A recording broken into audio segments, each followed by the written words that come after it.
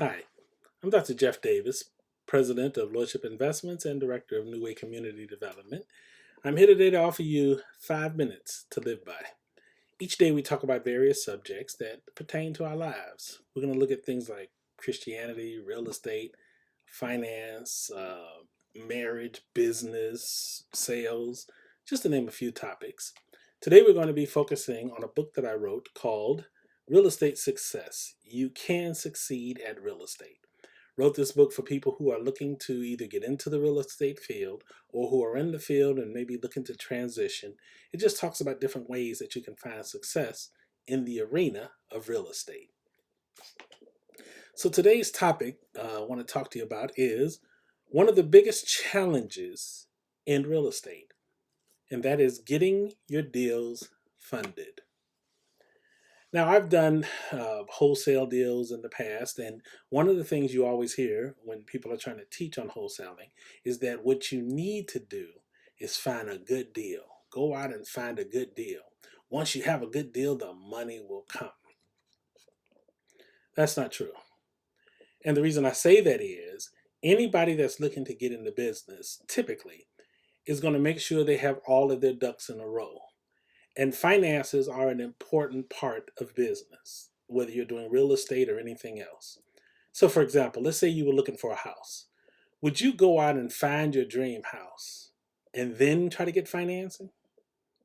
Or would you know before you start looking for a house that your financing's already in place? So the same things in real estate. When you are looking to get into real estate, whether you're going to be a wholesaler, you're going to do fix and flip, you're going to be a landlord, you need to know how you're going to fund your deals. Because here's what's going to happen. You're going to spend a lot of effort looking for the next deal, the right deal, the good deal. And once you have it, you need to be able to move fast. The only way to move fast is to show that you can fund. So, for example, as a wholesaler, you want to be able to show that you have the funds necessary to close on a deal once you find a buyer.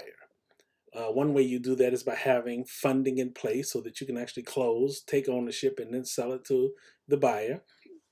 Or you want to make sure you have the cash buyer in place so that once you find the property, you can immediately sell it to your cash buyer. If you're looking to fix and flip, you need to know where's the money going to come to do the deal. You can find the property, you can do the estimates, you can know how much it's going to take, but you have to have funding to make that happen. If you're going to be a landlord and you're going to go out and get rental properties, you need to know how are you going to fund these? Where are you going to get the money from? I always suggest, if you're going to get into real estate, to look at the funding part first. Your credit's going to play an issue if you're going to be borrowing money, unless you are dealing with in the areas of real estate where the asset is more important than your credit. But you want to know that up front too.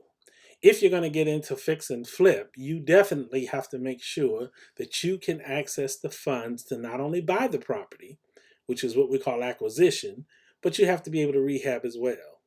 And so sometimes what happens is you go out and you get pre-qualified.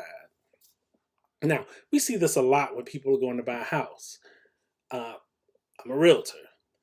I don't show houses to people that cannot show me they can fund it.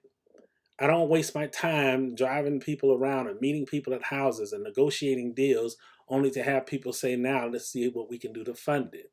When you meet with them and you talk with them and you're discussing the whole process of wanting to buy a house, one of the first things you have to do once they know the price range is how are you going to pay for this.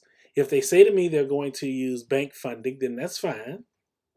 We can still go through the preliminaries and stuff and get all the information, but we're not going to go out and start looking at houses till the bank gives you a pre-approval. We have to know, and even the seller's going to want to know, can this person complete the transaction?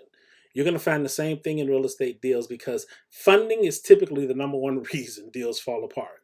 It isn't that the deal is bad, and there always can be title issues or property issues, but the number one reason deals fall apart is that the person trying to buy them cannot fund.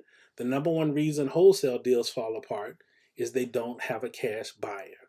So get your funding in place first. Know exactly what your limits are, what you can get, and how long it's going to take from the time that you sign the contract until you can actually close.